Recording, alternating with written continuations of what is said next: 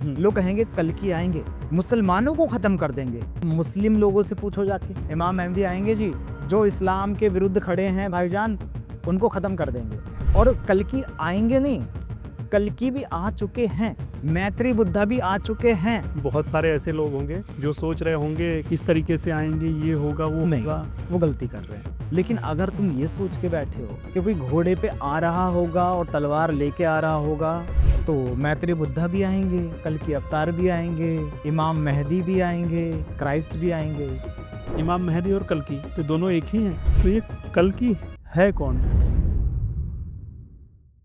Sir जैसे अभी बहुत सारी बातें हो रही है कल्कि को लेकर के, कि कल्कि कौन है, कहाँ से आएंगे, क्या आएंगे। जैसे लास्ट वाली वीडियो भी थी तो उस पर बहुत सारे लोगों के बहुत सारे क्वेश्चन आए हैं, बहुत सारी कमेंट आई हैं। तो उसमें कोई पूछ रहा है कि भाई कल्कि कौन है, कहाँ हैं, कैसे हैं, तो जानना चाहते हैं लोग। देखो, कल्कि के बारे में तो मैं कहूँगा कि हजारों वीडियो, हजारों भी नहीं, लाखों वीडियोस होंगे, लोग बना रहे हैं, बता रहे हैं। कोई संभल ग्राम से बता रहा है, कोई राजस्थान से बता रहा है। अब इमाम मेहदी के बारे में बात कर रहे हैं, कल्कि और इमाम मेहदी अलग अलग नहीं है। तो इमाम मेहदी के बारे में बता रहे हैं कि यानी मक्का थोड़ा सा मदीना आपसे टोकूंगा, जी। जैसे आप बोल रहे हो कि इमाम मेहदी और कल्कि तो दोनों एक ही हैं। हाँ, दोनों नहीं, मैं कहूँगा दोनों नहीं है, अभी तो और भी हैं। क्योंकि हिंदू मुसलमान की तरफ देखते हैं बस, ठीक है, लेकिन मुसलमान क्रिश्चियन की तरफ देखते हैं, जी। क्रिश्चियन यहूदियों की तरफ देखते हैं। लेकिन एक समुदाय और भी है, एक समाज और भी है अभी, बुद्धिज्म। बुद्धिज्म भी है। हाँ, वो भी कह रहे हैं कि मैत्री बुद्धा आएंगे, जिनका व्यवहार मैत्री होगा, यानी फ्रेंडली होगा। बुद्धा थोड़े सीरियस थे, हाँ क्योंकि सिचुएशन वैसी ही थी। अब कलयुग में वो सीरियसनेस नहीं चल पाएगी, जी। तो मैत्री बुद्धा भी आएंगे, कल्कि अवतार भी आएंगे, इमाम मेहदी भी आएंगे और क्राइस्ट भी आएंगे। जब ये सारी चीजें होनी हैं, तो जैसे मैंने पहली वीडियो में बोला था कि इतने सारे लोग अगर अलग अलग समुदाय में आ जाएं तो क्या होगा, जंग का रूप क्या होगा। फिर तो फिर से पूरा डिफरेंट ही हो जाएगा एकदम। अगर कॉमन सेंस लगाएं तो ऐसा हो ही नहीं सकता, है ना, प्रैक्टिकली पॉसिबल ही नहीं है। जी। इसका मतलब ये है कि ऊपर वाला जंग चाहता है बस, कि भाई आपस में लड़ो और लड़ते ही रहो। जब तुम लड़के थक जाओ तो तुम्हारे लिए अलग अलग अवतार भेजे जाएंगे, फिर वो अवतार तुम्हें रास्ता दिखाएंगे, फिर वो लड़ेंगे आपस में। तो ये प्रैक्टिकली पॉसिबल नहीं है। ये सिर्फ एक मनुष्य की सोच है, इंसान की सोच है, जो इंसान सोच रहा है अभी। जैसा उसे लगता है कि हिंदू है तो मुसलमान दुश्मन है, मुसलमान ये सोच रहा है कि क्रिश्चियन दुश्मन है, यहूदी दुश्मन है, तो आपस में दुश्मनी निभाने के लिए कोई अवतार नहीं आता, दुश्मनी को खत्म करने के लिए हमेशा कोई अवतार आता। ये बात तो सही। अगर ये लोग सोच रहे हैं कि दुश्मनी निभाने के लिए कोई आएगा तो गलत वेट कर रहे हो, ऐसा कुछ भी नहीं है। दूसरी बात, लोग कहते हैं कि संबल ग्राम में आएंगे, हाँ। है ना, संबल ग्राम में, संबल ग्राम कभी भी किसी एक जगह का नाम नहीं है। जिस तरह से कहा गया था कि अयोध्या में राम आएंगे, जी। हाँ। राम आए, जी। जहां युद्ध ना हुआ हो वो अयोध्या है। अयोध्या। जहां कोई भी इस तरह की चीजें ना हो, नेगेटिविटी ना हो, एक अवतार वहां आएगा जहां नेगेटिविटी ना हो। अब अगर इनके किसी राज्य में, चाहे उसका नाम संबल ग्राम बेशक हो, और उसमें नेगेटिविटी चल रही है, तोड़फोड़ चल रही है, दंगे फसाद चल रहे हैं, तो उसको लिस्ट में से कट कर दो, वहां नहीं आने वाले, उसको कट कर दो, चाहे वो कितने भी ग्रंथों में लिखा हो। हरि अनंत, हरि कथा अनंत, अनंता। हाँ, ये तो हम भी बचपन से पढ़ते आ। उसकी कथा जितनी तुम्हारे पास हैं उससे कहीं ज्यादा वो हर सांस में बना रहा है, सही है। हर एक ब्रीथ में बन रही है। लेकिन लोग एक ग्रंथ को पकड़ के बैठ गए। लेकिन लोग ये नहीं समझते कि जितने भी ये पुराण हैं सारे सच हो सकते हैं, लेकिन उस अवतार की date of birth, birth place, ये कभी सच नहीं हो सकता। सोच के देखो ना जरा, थोड़ा सा प्रैक्टिकल हो जाओ, थोड़ा सा प्रैक्टिकल। अगर मान लो उसकी डीओबी आपको पता लग गई, जी सही है। उसका बर्थ प्लेस पता लग गया, हाँ तो 2 मिनट का काम है, आप आधार कार्ड में फटाफट से सर्च कर लोगे डाटाबेस पे, कोई हैकर भी निकाल के दे देगा आपको हाँ सर, ये तो है। कि कहाँ जन्म हुआ है, कहाँ बैठा है, क्या हो रहा है। और जिससे युद्ध है वो तो हैकरों का भी हैकर है। तो क्या लगता है? तो जैसे लोग सोच रहे हैं कि बहुत सारी हमारी ऑडियंस होगी, बहुत सारे ऐसे लोग होंगे जो सोच रहे होंगे कि भाई इस तरीके से आएंगे, ये होगा वो नहीं, होगा। वो गलती कर रहे हैं, वो बहुत बड़ी गलती कर रहे हैं। वो प्रैक्टिकल नहीं सोच रहे हैं चीजों को, वो लॉजिकल माइंड नहीं लगा रहे हैं, वो बस जैसा कोई बोल रहा है उसके हिसाब से चल रहे हैं, एक भेड़ चाल चल रहे हैं, बस चलते जा रहे हैं, चलते जा रहे हैं, चलते जा रहे हैं।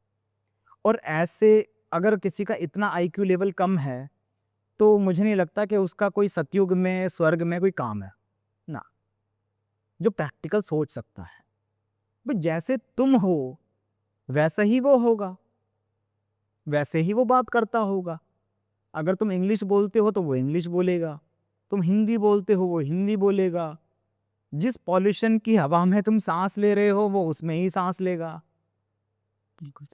वो भी पैसे कमाएगा, वो भी आधार कार्ड बनवाएगा, उसका भी पैन कार्ड होगा, उसका भी राशन कार्ड होगा, उसकी भी फैमिली होगी। लेकिन अगर तुम ये सोच के बैठे हो कि कोई घोड़े पे आ रहा होगा और तलवार लेके आ रहा होगा, तो फिर तुम सोचते रहो, फिर उनका क्या करा जा सकता है? उनका कुछ नहीं करा जा सकता। तो ये कल्कि है कौन? देखो, अगर बिल्कुल प्रैक्टिकल बताऊं, आज तुम्हें सॉल्यूशन मिल जाएगा इस बात का। कल्कि को जानने से पहले तुम्हें एक चीज करनी पड़ेगी, पहले तुम्हें कली को जानना होगा। अगर तुम राम को जानना चाहते हो तो पहले रावण को जानना होगा। अगर तुम कृष्ण को जानना चाहते हो तो पहले कंस को जानना होगा, क्योंकि पहले विलन जन्म लेता है। जितने भी युग, जितने भी ग्रंथ, जितनी भी कहानियां तुमने अब तक देखी हैं, उसमें हमेशा विलन पहले आया। हाँ, जैसे हमने श्री कृष्ण के युग में सुना कि भाई कंस पहले आया, फिर हमने रामायण में देखा कि रावण पहले था।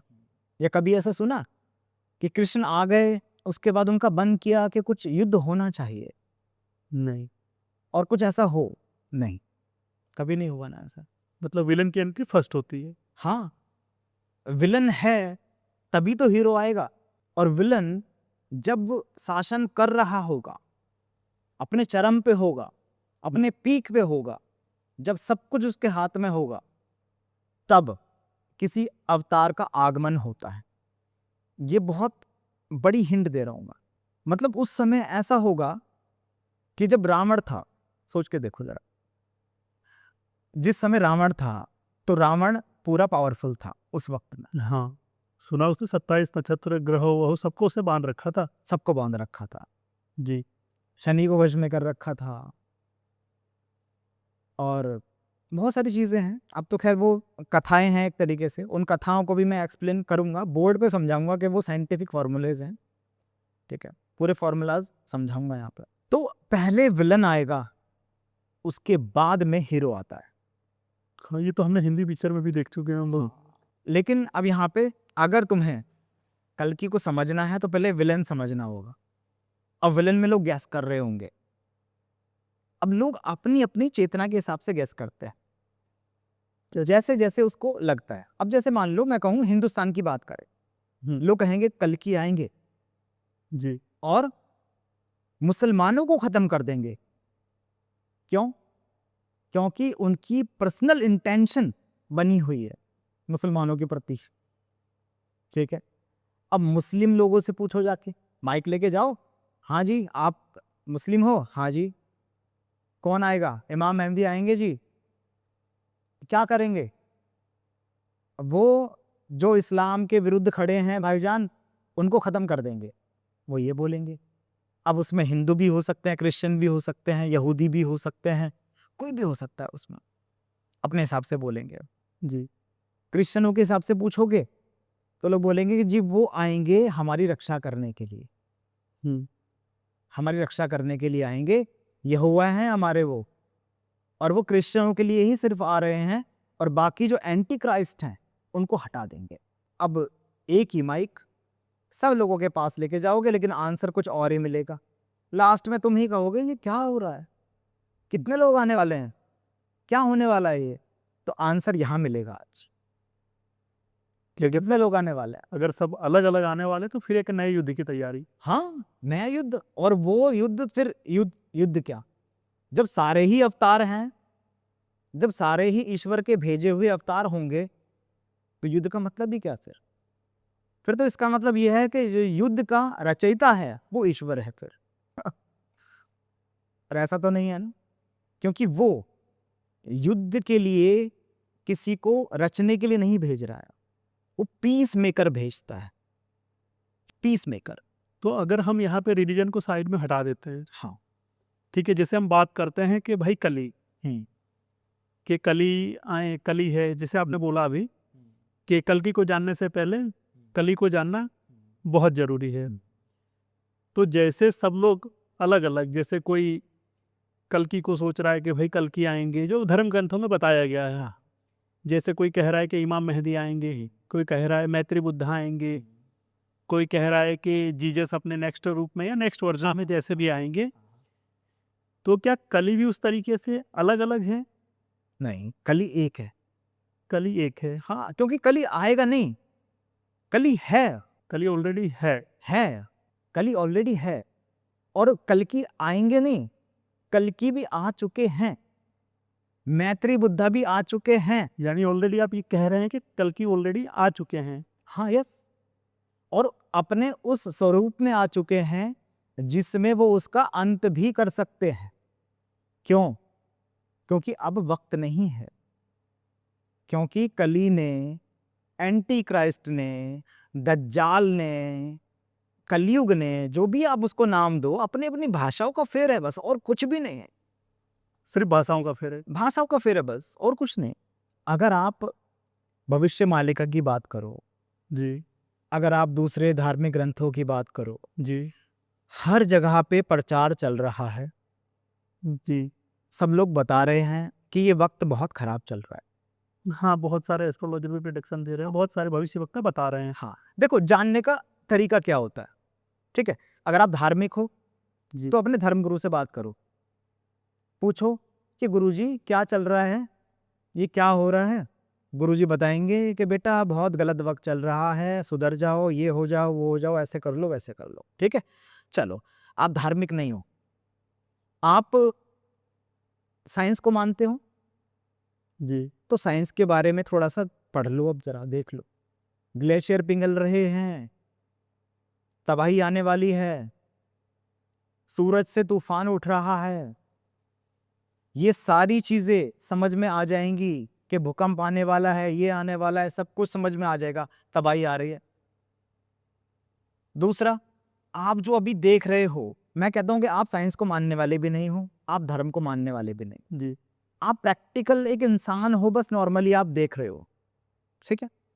आप देखो कि अभी जो सिचुएशन चल रही है, जी, बच्चों के लिए नौकरियां नहीं है, जो गरीबी, जो अर्थव्यवस्था जो अब चल रही है, जो सिचुएशन चल रही है, क्या तुम यही उम्मीद कर रहे थे कि ये चलेगी कभी, ऐसा होगा? जो वर्ल्ड वॉर का अभी सिनेरियो चल रहा है, अब मुझे नहीं पता इस वीडियो को लोग ये कब देखेंगे, लेकिन वर्ल्ड वॉर अगर चल रही है तुम्हारे सामने, दंगे फसाद चल रहे हैं, हिंदू मुस्लिम हो रहा है, लोग एक दूसरे को मार रहे हैं, काट रहे हैं, क्या ये नॉर्मल चीज थी? अगर आपको ये सारी चीजें नॉर्मल लग रही हैं, फिर तो ये आपके हिसाब की वीडियो है ही नहीं, फिर तो अपने सोते रहो आराम से, चद्दर तानो और इंतजार करो कि कब महाकाल आए और हो जाए काम, ठीक है। लेकिन इन तीनों चीजों को आप देखो, और तीनों चीजों को अगर मिला के देखोगे, जी, तो मैं कहता हूं कि फिर तुम क्यों सोए हो, जब साइंस भी कह रहा है तबाही आ रही है, हुँ, रिलीजन भी कह रहा है तबाही आ रही है, तुम नॉर्मली भी देख रहे हो चीजें, खुद से अपनी चेतना से तुम समझ रहे हो चीजें कि वो चीजें नहीं हो रही हैं कि जैसी होनी चाहिए, जैसी नॉर्मल जिंदगी चलनी चाहिए वैसी नहीं हो रही हैं। जहां कभी इतनी गर्मी पड़ती थी वहां बर्फ पड़ रही है, लगातार इतनी बारिशें हो रही हैं, भूकंप कहीं भी आ रहा है, जो ज्वालामुखी कभी हजारों सालों से सो रहा था वो जाग चुका है। अगर इन चीजों को देख के भी समझ में नहीं आ रहा तो फिर कैसे समझ में आएगा। तो ये सब चीजें एक युग के अंत की निशानी होती है, जब प्रकृति अपने आप को रिसाइकल करती है। तो अब ये रिसाइकलिंग प्रोसेस शुरू हो गया, और ये रिसाइकलिंग प्रोसेस शुरू होने का जो मतलब है, जो ग्रंथों में लिखा है, उसका मतलब होता है कलयुग का अंत होना, एक युग का अंत होना, एक दूसरा युग शुरू होना। और दूसरा युग कभी भी सिर्फ ऐसे ही शुरू नहीं होता, वो शुरू होता है किसी अवतार के आने से, किसी मैसेंजर के आने से। जाहिलियत ऐसे ही खत्म नहीं हुई इस्लाम के, जो अगर हम अरब की बात करें तो जाहिलियत थी वहां पे, तो वो खत्म हुई तो नबी के आने से खत्म हुई। तो ये सारी चीजें होती हैं जब कोई मैसेंजर आता है, जब कोई ऊपर से भेजा हुआ कोई अवतार आता है, तब ये सारी चीजें होती है। तो अवतार हो चुका है, और बाकी मैं इसके बारे में क्या बात करूं, इसके बारे में तो ये लोग ऑलरेडी पता नहीं कितनी बार सर्च कर चुके होंगे। तो जैसे आप बता रहे हैं कि कली एक ही है, हाँ, ठीक है, तो अभी हर किसी के लिए अगर मैं देखूं कि जैसे अलग अलग कंट्री हैं, ठीक है, तो हर कंट्री के लिए कोई ना कोई उसका एंटी है, ठीक है, कि एक देश उसको नहीं पसंद कर रहा है, तो क्या वो दूसरा देश उसके लिए कली है? नहीं, उसके लिए कली नहीं है वो। असल में हर इंसान का जो दिमाग है ना, वो बस किसी को दुश्मन मान के बैठा है। हिंदू मुसलमान को, मुसलमान हिंदू को, क्रिश्चियन यहूदियों को, सब एक दूसरे के दुश्मन बनाए बैठे हैं। लेकिन इनको ये नहीं पता कि जो अवतार आएगा वो कौन है। वो इस पूरी दुनिया का है, ना कि भारत का, ना चीन का, ना जापान का, ना अमेरिका का, ना किसी और देश का। वो किसी देश का नहीं है पर्टिकुलर, लेकिन लोग उस अवतार को भी अपनी प्रॉपर्टी बना के बैठे हैं आज भी। उनको लगता है कि हमारे देश का होगा, हमारे देश के हित में काम करेगा। बिल्कुल भी नहीं करेगा, बिल्कुल भी नहीं कर सकता। क्यों? जिस ईश्वर ने ये दुनिया बनाई है, वो इस दुनिया को संतुलन में लाने के लिए अवतार को लेके आएगा, ना कि किसी पर्टिकुलर किसी एरिया को, पर्टिकुलर किसी कंट्री को, या किसी पर्टिकुलर फैमिली को, पर्टिकुलर किसी सभ्यता को। नहीं, नो, सबके लिए। ये बातें डाइजेस्ट करना बड़ा मुश्किल हो रहा होगा लोगों को। अरे यार, ये क्या बोल रहा है? हम तो सोच के बैठे थे कि इंडिया के लिए ही आएगा, हम तो सोच के बैठे थे कि जापान में आ जाएगा, हम तो सोच के बैठे थे कि चाइना में आएगा, हम सोच के बैठे थे कि सऊदी अरब में आ जाएगा। सोचते रहो, तुम्हारे सोचने से क्या होगा? अगर इनके सोचने से ही सब कुछ होता, तो जो हो रहा है वो सब इनके सोचने से ही तो हो रहा है। यही तो मैनिफेस्ट कर रहे हैं आज सारी चीजें। ये युद्ध चाहते थे, युद्ध हो रहा है। ये मिसाइलें देखना चाहते थे, मिसाइलें देख रहे हैं। युद्ध तो कोई नहीं चाहता ना सर। सब चाहते हैं, कौन नहीं चाहता है? जो नॉर्मल, जो एक इंसान आराम से अपनी जिंदगी जी रहा है, वो तो युद्ध नहीं मैनिफेस्ट कर रहा है ना। जो नहीं कर रहा है मैनिफेस्ट, जो बिल्कुल अलग बैठा है, जो डरा सहमा हुआ अलग बैठा है, जिसको मिसाइलों की मारामारी देखने में मजा नहीं आ रहा है, जो इधर से उधर से युद्ध को देखते हुए एक क्रिकेट मैच की तरह नहीं देख रहा है, वो सतयुग के लिए आएगा। वो जन्नती है, वो स्वर्ग में चलेगा। और जिसको मजा आ रहा है, जिसको लग रहा है तो मैच है, देखो इधर से मिसाइल गिरी, वाह मजा आ गया, इधर गिरी, ओ ये हो गया, ये कोई मैच थोड़ी है कि वहां से सईद अफरीदी बॉलिंग करा रहा है और यहां से देखो ये सचिन ने मारा सिक्सर और ये चला गया, वाह वेरी गुड, उसके बाद ओ सचिन हो गया आउट। ये मैच थोड़ी है। यहाँ जाने जाएंगी, लोगों की जाने जाएंगी यहाँ पे। अगर 50 लाख लोगों की जाने जाती हैं एक बम गिरने से, और तुम्हें उसमें मजा आ रहा है, तो तुम फिर सतयुग के लायक नहीं हो। तो जैसे मैं अगर पूछूं तो ये क्या सतयुग की तैयारी है? ये सतयुग की तैयारी है, एक अवतार जो युग बदल रहा है। युग बदलने का मतलब क्या है? अभी जितने लोग पापी हैं, पापी इन द सेंस क्या, जो गिल्टी प्लेजर ले रहे हैं, जैसे मैंने अपनी किताब के अंदर पूरा लिखा, पूरा कॉन्सेप्ट, कर्म का कॉन्सेप्ट क्या है, और फ्री कर दिया उसको इसलिए ताकि लास्ट में ये ना बोलें कि सर आपने वो किताब को थोड़ा पैसों में कर दिया था, जैसे भविष्य मालिका कर रखी है पंडित जी ने, तो सर हम तो पढ़ नहीं पाए थे, फ्री कर रखा है। लास्ट में कोई मत बोल देना। मतलब इस किताब के अंदर मैं तो इसको पढ़ चुका हूँ ऑलरेडी, तो जो भी वीडियो देख रहे हैं मैं उनसे एक बार रिक्वेस्ट करूंगा कि इसको पढ़ लो एक बार। और पढ़ने की और पढ़ने की जरूरत भी नहीं है, इसको पूरा ऑडियो फॉर्म में डाल ऑडियो फॉर्म में डाल दिया है, पूरा पूरा एक एक चीज समझा रहा हूँ, ठीक है। क्लियर।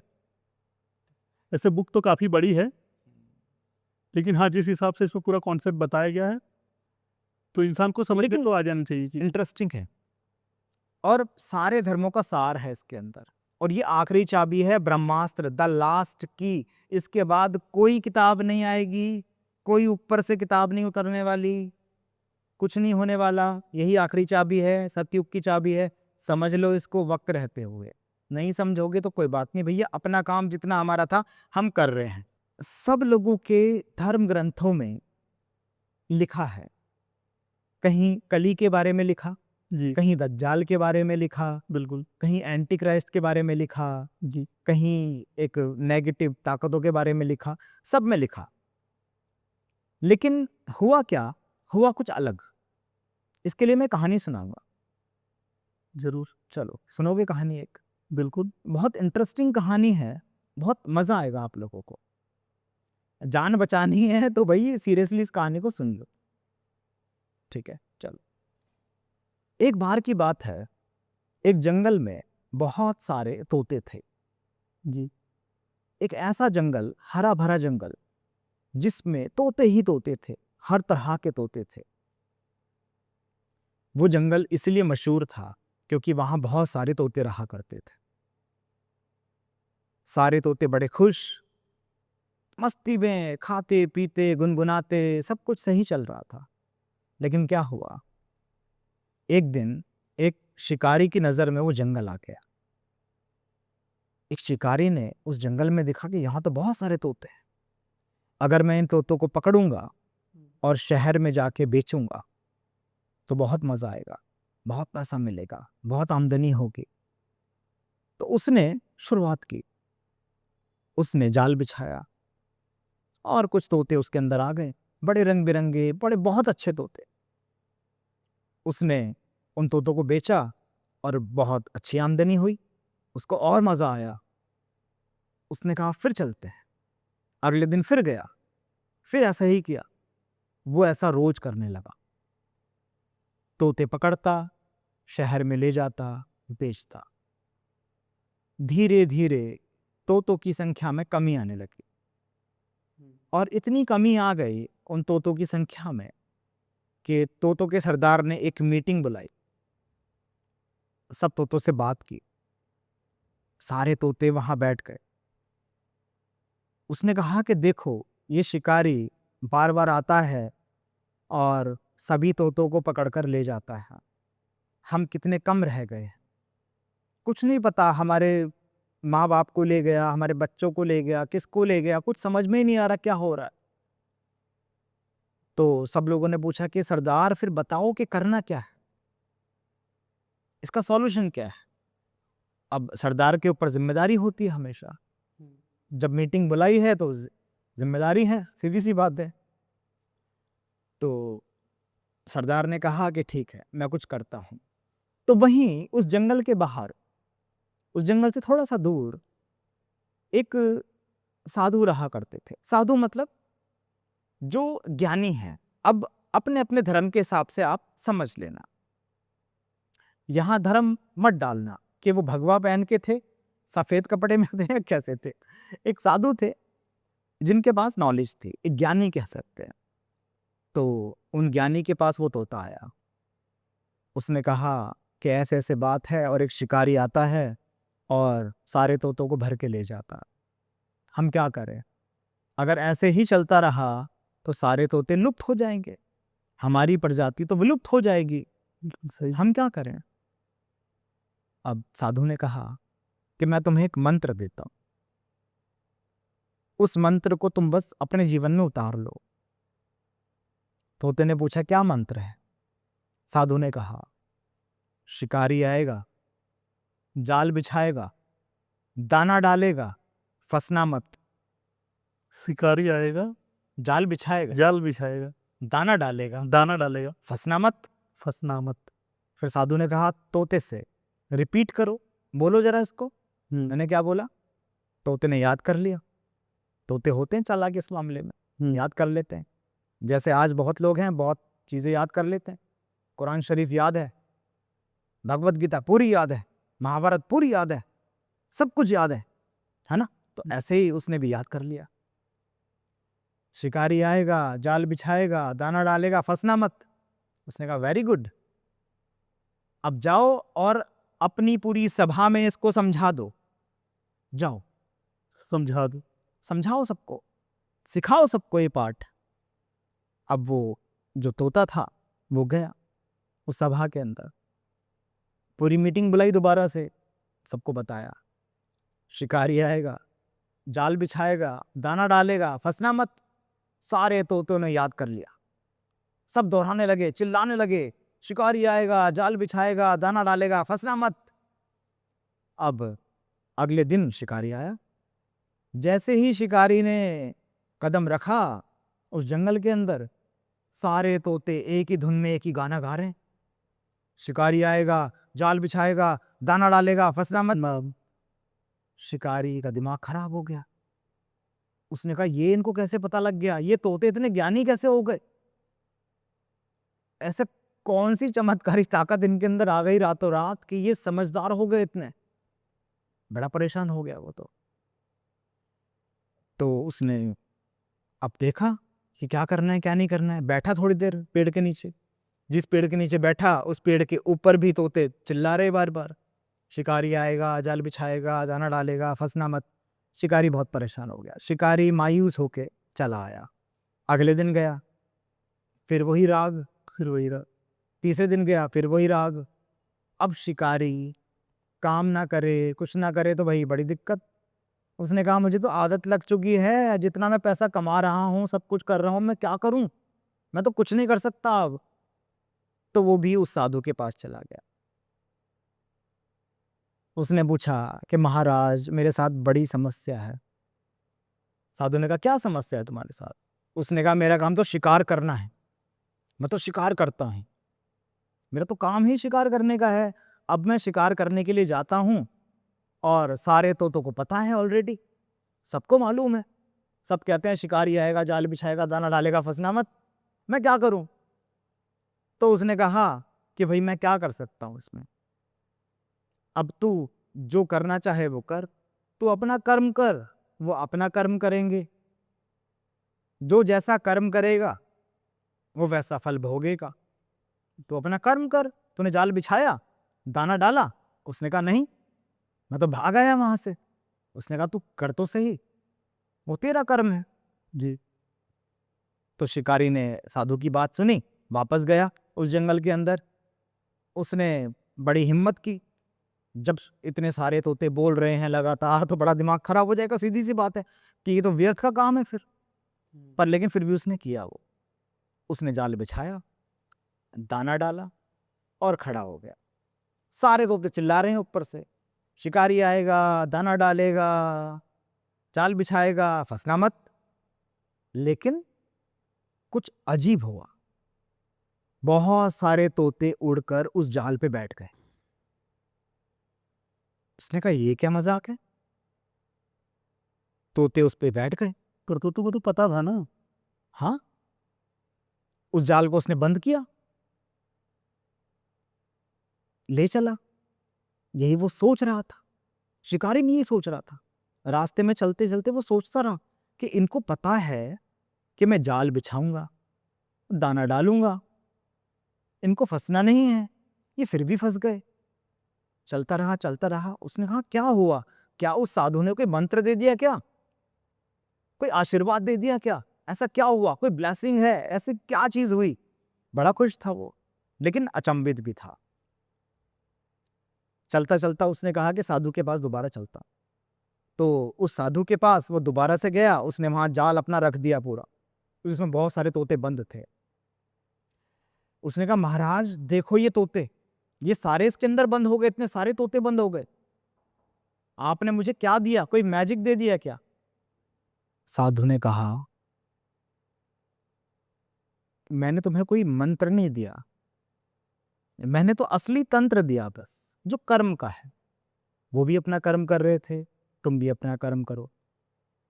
अब उसने जैसे ही उनकी तरफ देखा, तोतों की तरफ, तो सारे तोते जोर जोर से बोलने लगे, शिकारी आएगा, जाल बिछाएगा, दाना डालेगा, फंसना मत। अब ये देखकर शिकारी भी हंसने लगा और वो साधु भी हंसने लगा, क्योंकि वो ऑलरेडी जाल के अंदर बंद थे। और जाल के अंदर बंद होने के बावजूद वो सिर्फ एक ही बात लगातार बोले जा रहे थे, शिकारी आएगा, जाल बिछाएगा, दाना डालेगा, फंसना मत।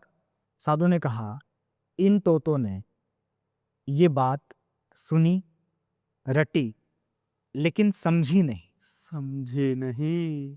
जीवन में नहीं उतारी। अगर ये इसको समझ लेते तो ये जाल में नहीं होते, ये मुक्त होते। कहानी में तो बहुत कुछ समझ में आ गया, उसी तरीके से ना, शायद ऑडियंस को भी समझ में आ ही गया होगा। अगर ऑडियंस को समझ में आ गया होगा तो उनको समझ में भी आ गया होगा कि कली है कौन, दज्जाल है कौन, एंटी क्राइस्ट है कौन। वो कौन है जो पूरी दुनिया की अर्थव्यवस्था को कंट्रोल कर रहा है ऊपर बैठकर। आज यहां लोग रोटी के लिए मोहताज हैं और वो वहां जंग डिसाइड कर रहा है, किसके साथ कौन सी जंग होगी, सिर्फ मजे के लिए। लोग सोचते हैं कि पैसे के लिए कर रहा है, पैसे के लिए नहीं कर रहा है। पैसे की एक लिमिट होती है, तुम कितना खाओगे, कितना कमाओगे, एक लिमिट है। हो सकता है 2 करोड़ के बाद, 4 करोड़ के बाद, 2 अरब के बाद, 10 अरब के बाद, 15 खरब के बाद तुम्हारा मन भर जाए कि पैसे से क्या, अब जब गिन ही नहीं सकते तो उसका मजा ही क्या, उसका मजा खत्म हो जाता है। फिर एक टाइम के बाद फिर इंसान क्या करता है, उस पैसे का यूज करना शुरू करता है। अब या तो प्लेजर में करेगा या गिल्टी प्लेजर में करेगा। यस। अब जो कली है, जो एंटी क्राइस्ट है, उसको क्या लेना है, प्लेजर तो लेना नहीं है। अगर प्लेजर लेना होता तो सब लोगों के साथ मिलके ईद मनाता, सब लोगों के साथ मिलके दिवाली मनाता, ये प्लेजर है। क्रिसमस मनाता सब लोगों के साथ मिलके, ये सारी चीजें कर रहा होता, वो मजे ले रहा होता जिंदगी के, पतंग उड़ा रहा होता आराम से। नहीं, लेकिन उसे लेना है गिल्टी प्लेजर। किस तरीके से मैं क्या कुछ गलत कर सकता हूं, कितना गलत कर सकता हूं, किस लेवल तक जा सकता हूं, वो ये सारी चीजें कर रहा है। और इन लोगों को अब तक ये नहीं मालूम है, ये किसी कंट्री के लिए सोचते हैं कि वो कंट्री, वो कली है, वो एंटी क्राइस्ट होगी, वो ये होगी। किसी कंट्री का इन्वॉल्वमेंट नहीं है, कोई और ही है जो उन कंट्रीज को भी कंट्रोल कर रहा है। पूरी अर्थव्यवस्था किसी और के हाथ में आ चुकी है। एक पूरी फैमिली, एक पूरी फैमिली बाकी सारी फैमिलीज को बर्बाद कर रही है, एक फैमिली बैठ के। कितनी बड़ी बात है। तो क्या हमें ईश्वर को बताना नहीं चाहिए था? इतने सारे नबी आए, मैसेंजर आए, अवतार आए, हमें आगाह तो करते, बताते तो सही। अरे बताया था भाई, कैसे नहीं बताया था बताओ। जब रामायण तुमने पढ़ी है तो तुम्हें समझ में नहीं आया कि रावण है कौन, सीता का हरण क्या है? तुम बस रटते चले गए कि सीता है, सीता तो राम की वाइफ है। ये तो कोई किडनैपिंग केस लगता है। वही तोतों की तरह बस रटते चले गए। आज इतने सारे कथावाचक हो गए, कथा गा रहे हैं बस, राम की कथा, कृष्ण की कथा, सीता मैया, ये वो। तुम समझते नहीं हो, तुम्हारी अर्थव्यवस्था ही सीता है। राम की पत्नी कौन है? सीता, लक्ष्मी। जो लक्ष्मी है, किसकी पत्नी है लक्ष्मी? विष्णु की। विष्णु। उस लक्ष्मी को किसने हरण किया, समझ में नहीं आता आज। अब मुसलमानों की बात कर लेते हैं चलो, क्योंकि हम तो सबकी बात करेंगे ना, ग्लोबल बात करेंगे। जी। मुसलमानों की बात कर लो। कहते हैं दज्जाल आएगा, नबी ने बताया बहुत खतरनाक होगा, शैतानी फितना होगा। नबी ने पनाह मांगी उसके लिए, बहुत नमाजें पढ़ी उसके लिए, कि आखिरत में जो दज्जाल होगा उससे बचना है, उस फितने से बचना है। अब ये लोग सोचते हैं कि कोई इंसान बाहर निकलेगा, जमीन से बाहर निकलेगा, जमीन खोद के बाहर निकलेगा, उसकी एक आंख होगी और उसके ऊपर लिखा होगा काफिर, और लोग उसको पहचान नहीं पाएंगे। नबी इसलिए डरते थे, नबी इसलिए नहीं डरते थे कि एक इंसान निकलेगा और आंख होगी और काफिर लिखा होगा कि इन लोग नहीं पहचान पाएंगे। वो जानते थे इतनी अकल तो है कि तब तो पहचान ही जाएंगे। जाहिलियत कौम है लेकिन इतनी नहीं, वक्त जाहिलियत का था, हम्म। इसलिए सबक दिया, इसलिए समझाई चीजें, अलग अलग तरीके से समझाई। अब जमीन से बाहर निकलने का इंतजार कर रहे हैं लोग, इनको समझ में नहीं आ रहा है कि क्या है। बाकायदा जिस डॉलर को भी आज ये हाथ में पकड़ते हैं, उस पे बना है वो, उस पे बना है ऑलरेडी। वो बाकायदा बोल रहा है, वो रूल कर रहा है, सब कुछ उसके हाथ में है आज। नबी ने बताया कि कर्जा लेना देना हराम है, मत करना इस काम को। और आज जो वो दज्जाल कर रहा है, वो यही काम कर रहा है। उसका बिजनेस ही सिर्फ यही है, गिल्टी प्लेजर देने। Guilty pleasure. पहले बर्बाद करेगा, उसके बाद कर्जा देगा, फिर जब कर्ज देगा तुम्हें तो तुम उसके गुलाम हो गए, फिर तुमसे वो कुछ भी काम करवाएगा, फिर दूसरे को बर्बाद करवाएगा, फिर कहेगा उससे बोल कि कर्जा देने वाला कोई है, फिर वो कर्जा हम देंगे, फिर वो कर्जा देगा, फिर उससे कहेगा। उसने ऐसा खेल रच दिया और ये लोग बस रटते चले गए। क्रिश्चियंस भी ऐसे ही है। एंटी क्राइस्ट कौन है, इनको आज तक यही नहीं मालूम चला। जीसस के खिलाफ कौन था, इनको आज तक यही नहीं मालूम चला। मतलब हर इंसान एक चश्मे के अंदर से चीजों को देख रहा है। हाँ, और वो चश्मा पता है क्या है? वो इनका जुनून है, बस इनका ईगो है बस। जिसको आज ये धर्म बोलते हैं ना, कि हम तो धर्म को बचा रहे हैं। अगर तुमने धर्म बचा लिया होता तो ये नौबत ही नहीं आती। अगर धर्म बाकी होता तो ये नौबत आती। धर्म कहाँ रहा बताओ? मुसलमान कह रहे हैं कि हम अपना धर्म बचा रहे हैं, अपना इस्लाम बचा रहे हैं। कौन सा इस्लाम? जिसमें नबी ने यह कहा था कि सोना तुम्हारे लिए हराम है, गोल्ड हराम है। तुम आज सबसे ज्यादा गोल्ड लेके बैठे हुए हो, टॉयलेट्स बना के बैठे हो सऊदी अरब में। वही इस्लाम की बात कर रहे हो क्या? जिसमें कहा था कि कर्जा नहीं लेना नहीं देना हराम है, जिसमें कहा था भीख मांगना हराम है, खाल उधेड़ी जाएगी आखिरत में, ये कहा गया था। आज तुम वही काम कर रहे हो और तुम कहते हो कि हम तो यही कर रहे हैं, हम तो धर्म बचा रहे हैं अपना। नबी को अगर किसी चीज से नफरत थी तो ये आम बाजारों से और तलवार से नफरत थी। लेकिन आज मुसलमान तलवार उठाने के लिए उमादा है, तलवार फेवरेट है उनकी, तलवार उठा देंगे, ये कर देंगे। क्या बोलते हो तुम, वो क्या बोलते हैं लोग? गुस्ताखे रसूल की एक सजा, सर तन से जुदा, सर तन से जुदा। हाँ, सर तन से जुदा। नबी ने कहा है ऐसा? कि नबी ने तो नहीं कहा, पर हम कह रहे हैं। तो तुम्हारे अंदर से वो जाहिलियत खत्म नहीं हुई फिर, इसका मतलब।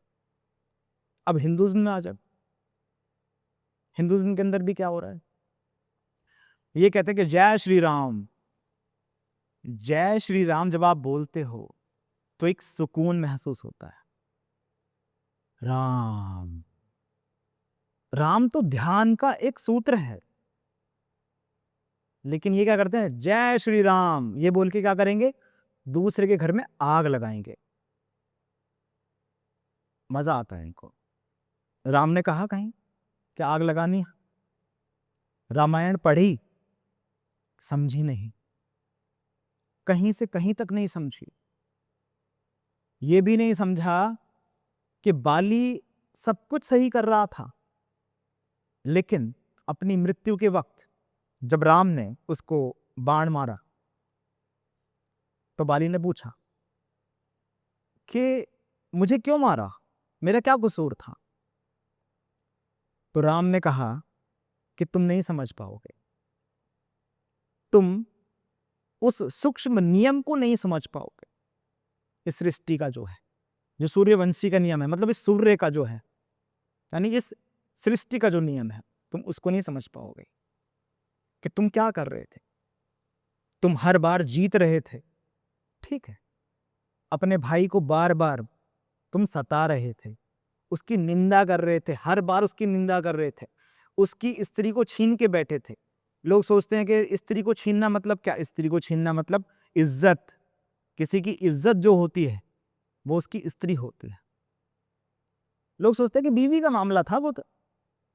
रामायण तो औरतों के ऊपर है सारी। राम की बीवी, सुग्रीव की बीवी, रावण की बीवी, ये सब चल रहा था।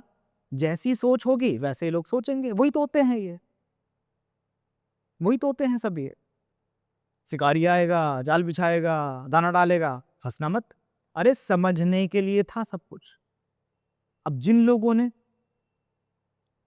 क्राइस्ट को सूली पे लटका दिया, आज यही लोग आज उन लोगों के सबसे बड़े सपोर्टर्स, ये खुद भी जानते हैं। सूली पे लटक गए क्राइस्ट, इन लोगों ने किया है ऐसा ही। नबियों को इन्होंने सूली पे लटकाया है, पत्थर मारे हैं, आलोचना की है। हर धर्म में, हिंदू धर्म में देख लो, राम के बारे में आज भी क्या बातें होती हैं। राम हिरण के पीछे भागा था और वो तो नॉनवेज खाता था। अगर वो नॉनवेज खाता भी था तो उस कहानी में जरूरी नहीं था कि वो दिखाएं, छुपा सकते थे। ऐसे पागल लोगों के लिए वो कहानी छोड़ के जाना सही नहीं था। ये समझे ही नहीं कि उस कहानी का क्या एम था, वो क्यों बता के गए, वो क्यों थी वो सारी चीजें।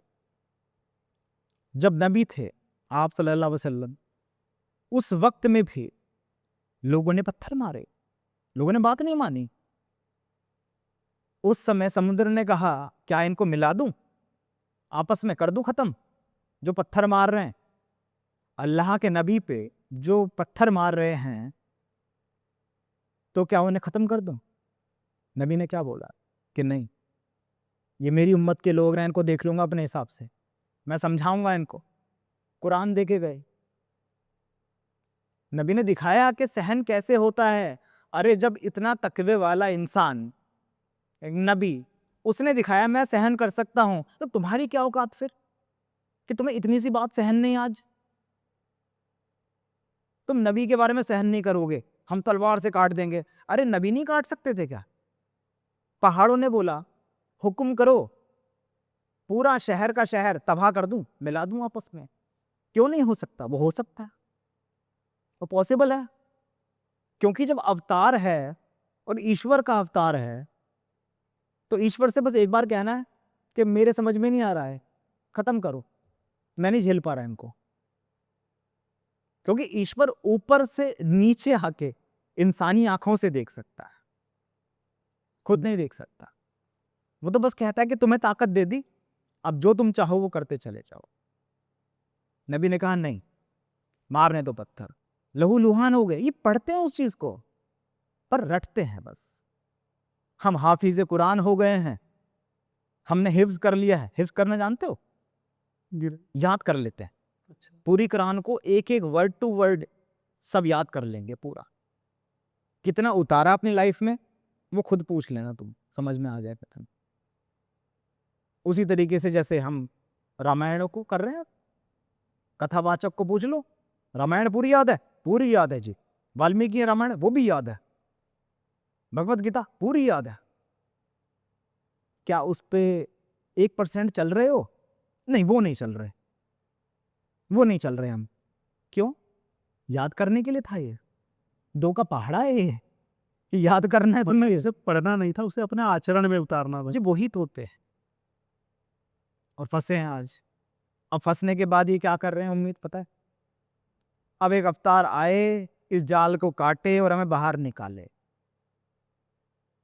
और कुछ लोगों को तो पता भी नहीं कि वो जाल में हैं।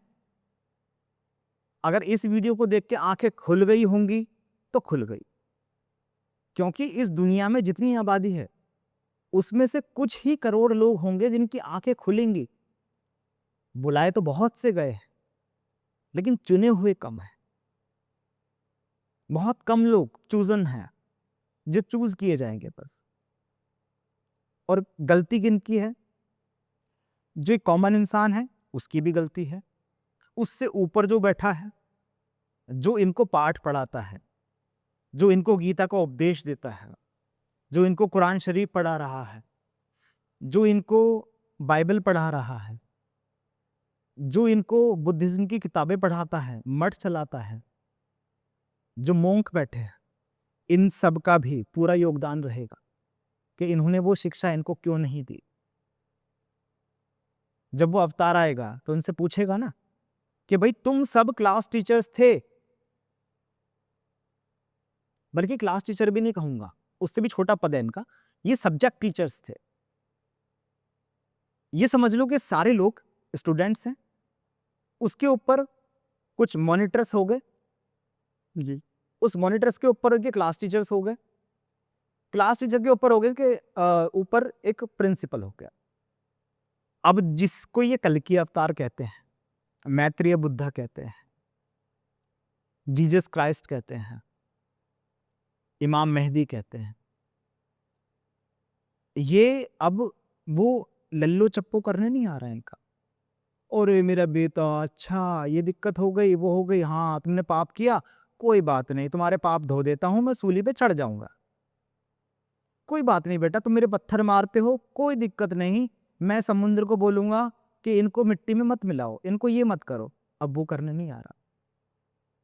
वो काम क्लास टीचर कर चुके हैं, सारे नबी कर चुके हैं, सारे पैगंबर कर चुके हैं, सारे अवतार कर चुके हैं, इनको पढ़ाने का सिखाने का काम सब कर चुके हैं।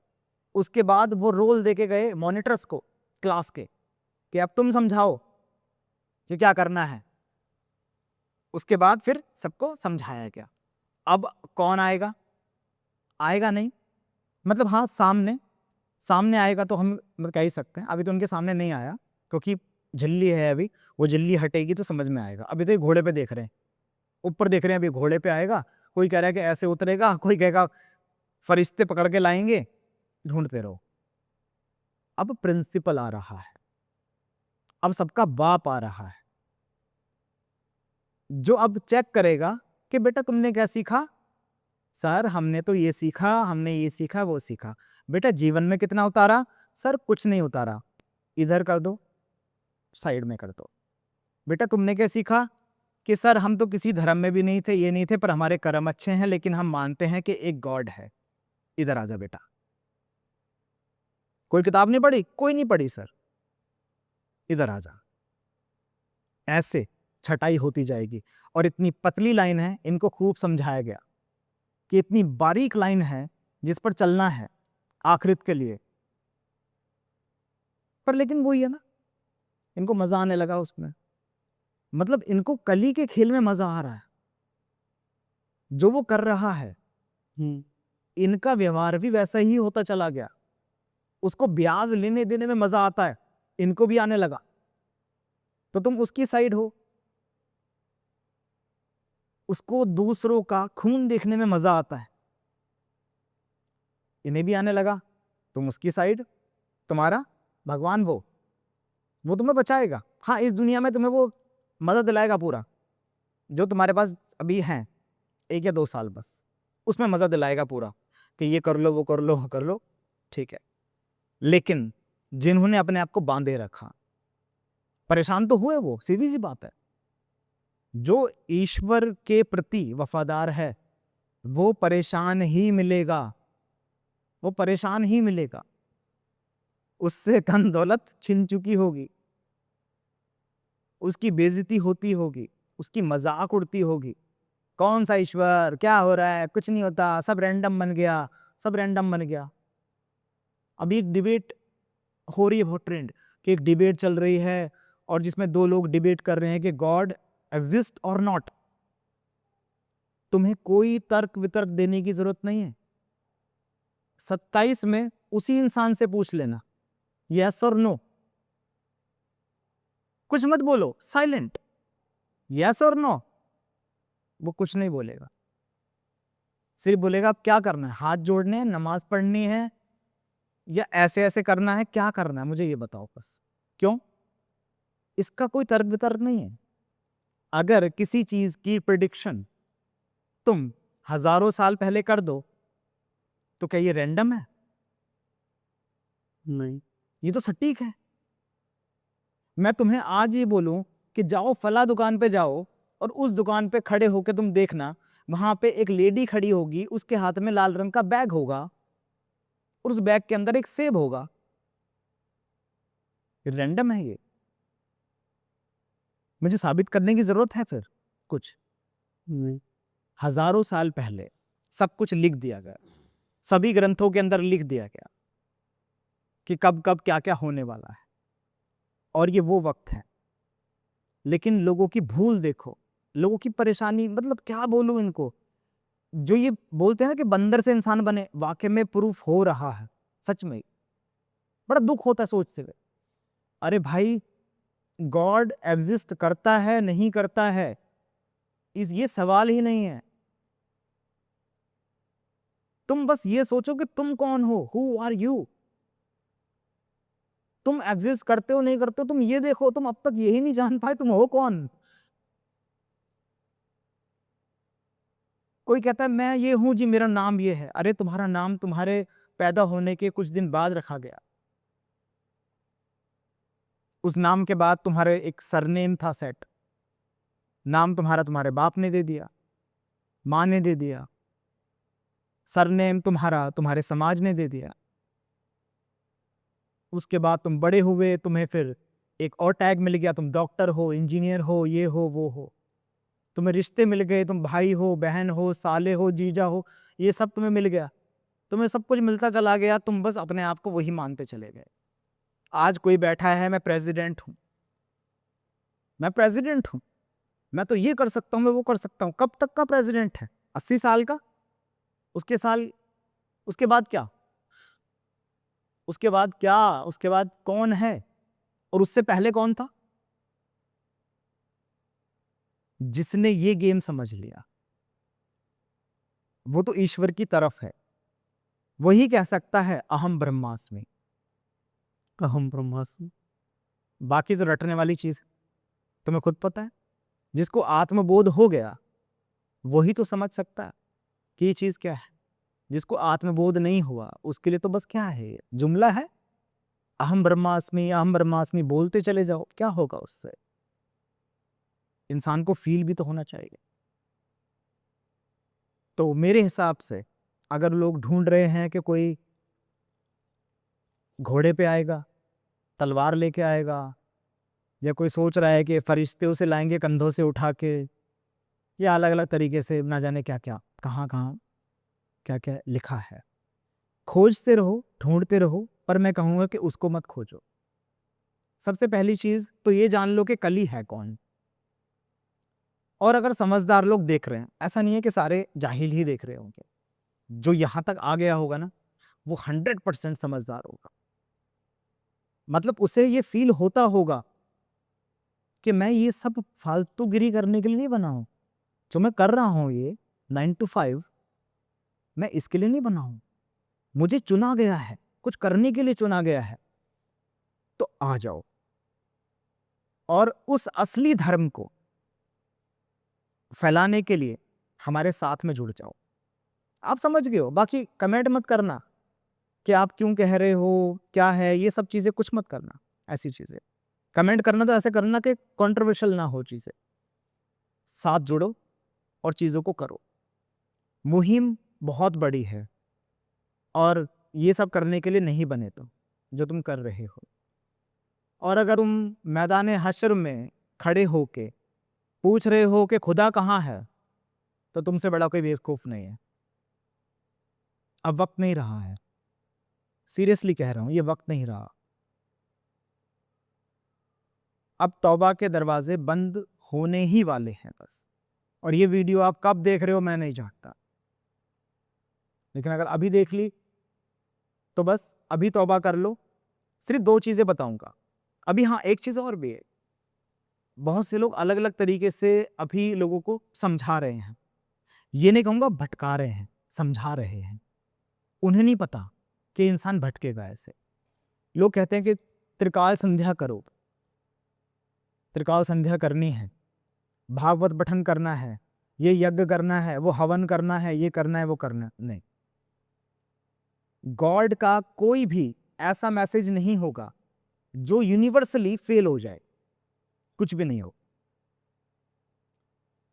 जैसे लॉ ऑफ अट्रैक्शन सिखाते हैं हम लोग, हम्म, तो कुछ लोग कहते हैं कि सर अगर कोई बोल ना पाए तो, अफर्मेशन ना बोल पाए तो उसकी किस्मत बेकार है। फिर जी,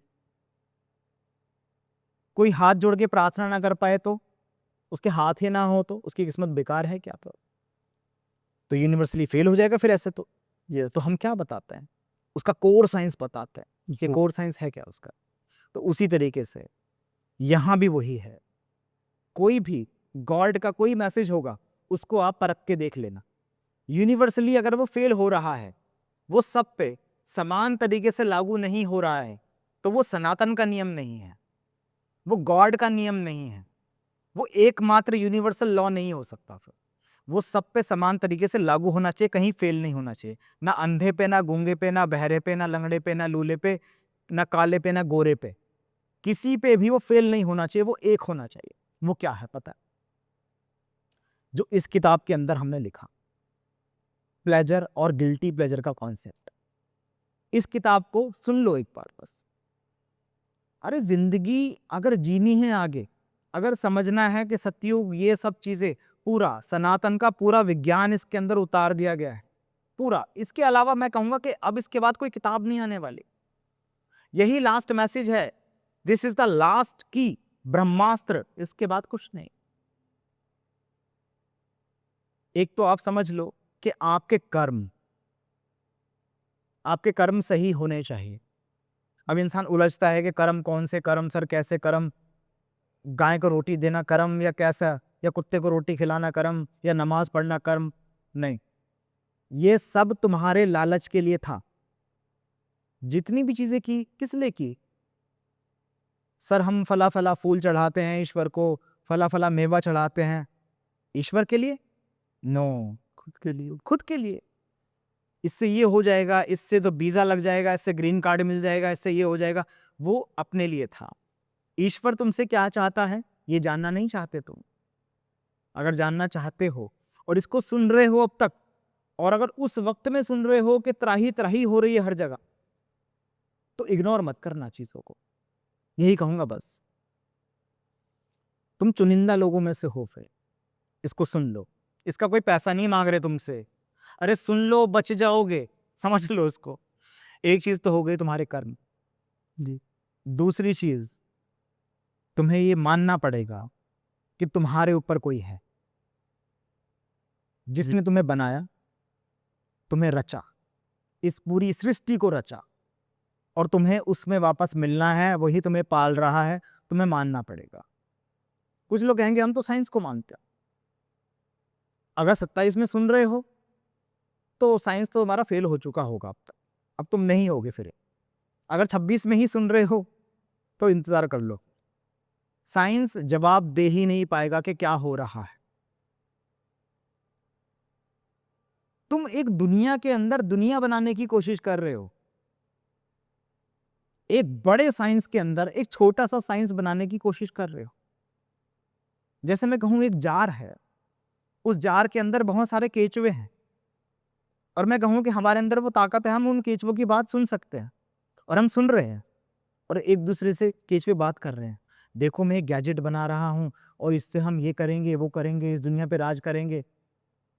जो उनका मालिक है, जिनने वो केचुए बंद किए हैं उसके अंदर, वो कह रहा है कि कुछ नहीं होने वाला, कुछ भी नहीं होगा, एसिड के 2 ढक्कन डालूंगा और तुम खत्म हो जाओगे।